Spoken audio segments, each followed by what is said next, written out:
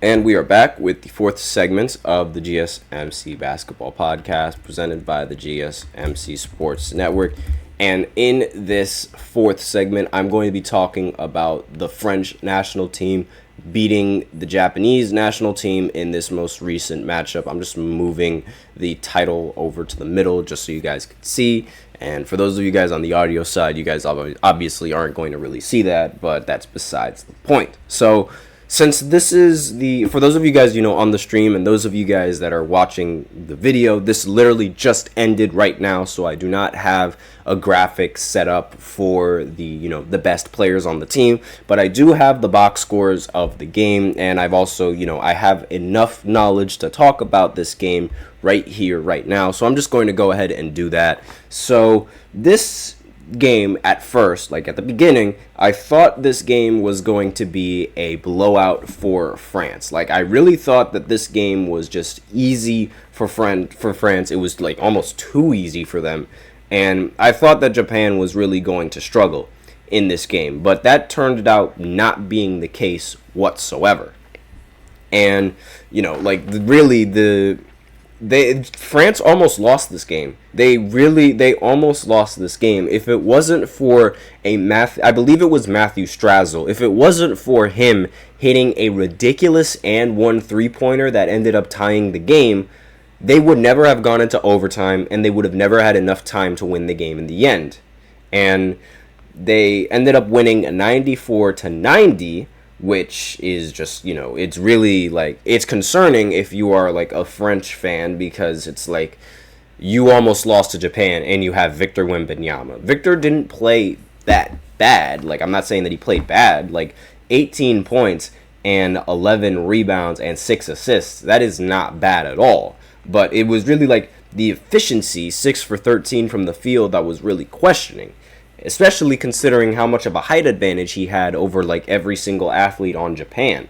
And as I mentioned before, Japan, they do have NBA talent, but again, it's not the same amount of talent as the French national team has. And aside from Victor and Strazel, there was not really much support coming in from the rest of the players. Evan Fournier was playing pretty well, but he shot 5 for 18 and ended up shooting more shots than he did scoring points.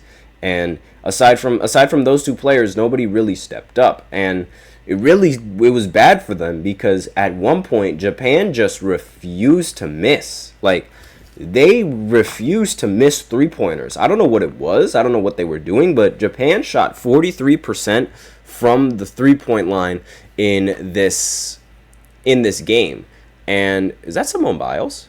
No, that's not Simone Biles. I apologize. The broadcast changed to something completely different after the basketball game, because again, the next basketball game isn't until 3 o'clock. Now, again, as I was mentioning before, the Japanese national team, they were just hitting all of their shots. They were hitting so many 3-pointers in this game and at arguably really bad times for France.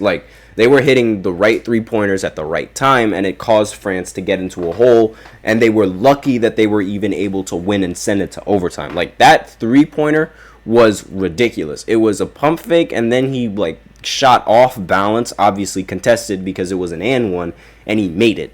It was crazy shot. And what's really unfortunate was that it wasted a dominant performance from Yuki Kawamura. Again, I had no idea who he was up until now, but look him up, because he played phenomenally. He had 29 points and was 6 of 15 from 3, ended up getting 6 assists as well as 7 rebounds. And Rui Hachimura, one of the very few NBA players on the roster, ended up getting 24 points, was shooting 10 for 16 from the field, as well as 3 for 5 from 3, and 7 for 11 from within inside the arc. Excuse me. And again, this game, it was just it was back and forth throughout the entirety of the game. There was not one point where France had a big lead, or there was not one point where Japan had a big lead. It was a very back and forth game. Obviously they would go on runs, but after the team went on the run, the team would respond right. The other team would respond right back. Now, this doesn't really affect the standings as of right now. And I'll explain what I mean by that. So with this win, France is now 2-0. They're the only team in the Group B standings that has won 2 games, but that is only because Germany and Brazil haven't played yet. They play at 3 o'clock. But as of the standings and where they're at right now, France is still at number 2. Actually, wait, no, I lied. They move up to the number 1 spot because they're 2-0, but their point differential doesn't move. It barely moves. So it's like their point differential before it was plus 12. Now it's plus 16. And if Germany ends up beating the Brazilian team, it doesn't matter by how much they beat them by. As long as they win, they are still going to be in the number 1 spot because their point differential is plus 20.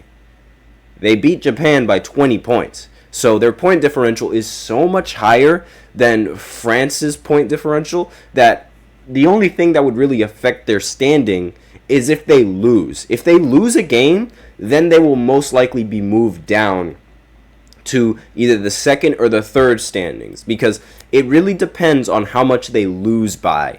Like, they could lose this next game by 2 points and they would be fine. They would be totally fine from, like, they would completely avoid going underneath the second seed. Like, they would be the second seed because their point differential is just so much better than Brazil's point differential. So they would have the same record as Brazil if they were to lose, because Brazil ended up losing to France in the previous game by 12. So that's sort of like, an interesting thing with the standings. Like, all Germany has to do is win. And if they win this game, they'll still hold that number 1 spot in the standings. So, just a little bit of food for thought. And obviously, you would want to win every single game in a blowout, but that's not really going to happen that much. And it's sort of, you'll play better knowing that even if you lose, your spot still isn't going to get affected because you're just going to move down in the postseason rankings just by 1, and it's not even by all that much. Now, I don't know how this is going to affect, after the group stages are over. Like, I don't know how the standings are going to work, but I'll explain them when I do figure that out. But essentially, yeah, that's like all the news that you really need from this game. So France right now, they're the number 1 spot, the number 1 seed in their group, and in Group B. So now all that's left is for Germany to play this game, and most likely they're going to beat the Brazilian team.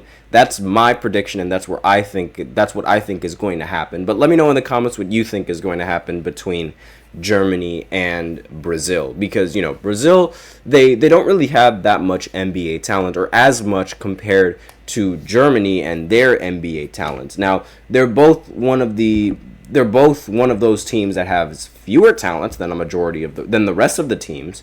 But aside from Spain, Serbia, France, Australia, Canada, United States, they aren't really like up there in terms of NBA caliber talent.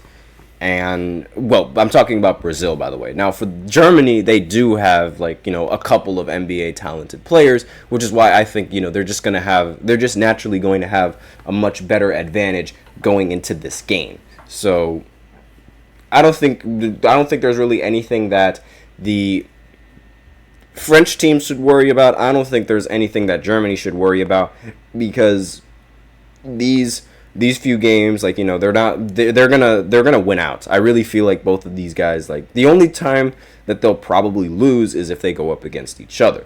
But aside from that, I have no thoughts on this game, and really just waiting to see how Germany plays against the French team, because that's really in that entire Group B phase, that is probably going to be the matchup, the best matchup of matchups.